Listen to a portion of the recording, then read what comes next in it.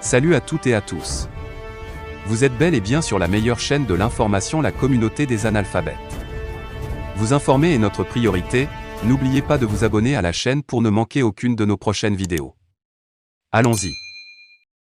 L'état-major général des armées informe l'opinion nationale que les forces armées maliennes FAMA ont mené avec succès des frappes aériennes contre des groupes terroristes respectivement dans le secteur de Yirma les 27 et 28 avril 2022, Niasso CB et Sosobé Togoro le 29 avril 2022.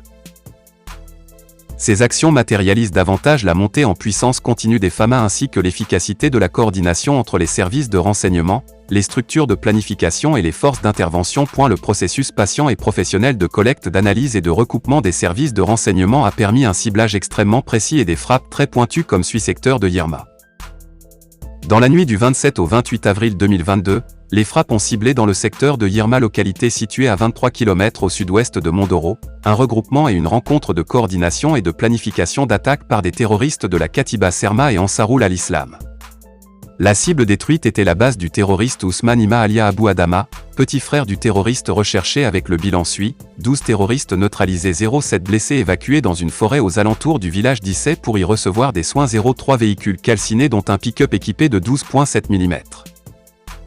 Plusieurs motos dont un tricycle brûlé secteur de Niasso CB Sosobé Togoro. Le 29 avril 2022, les frappes ont ciblé un important dépôt logistique opérationnel des terroristes situé entre les localités de Niasso CB et Sosobé Togoro.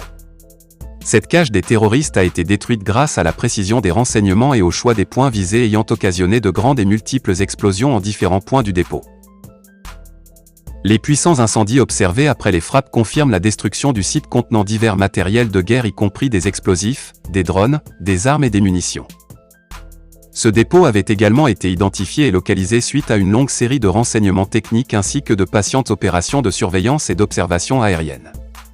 D'incessants mouvements de véhicules et de tricycles chargés de divers matériels à partir des localités de Dungar, Toguerekumbualo et Sosobé à destination du dépôt localisé entre Tina et Kaba ont fait l'objet d'un suivi minutieux et permanent. Les matériels observés ont sans équivoque été identifiés comme des matériels de guerre destinés à être utilisés contre les communautés ainsi que les FAMA engagés dans la protection de paisibles citoyens maliens. Ces frappes ont contribué à anéantir les espoirs et plans funestes des terroristes et leur soutien.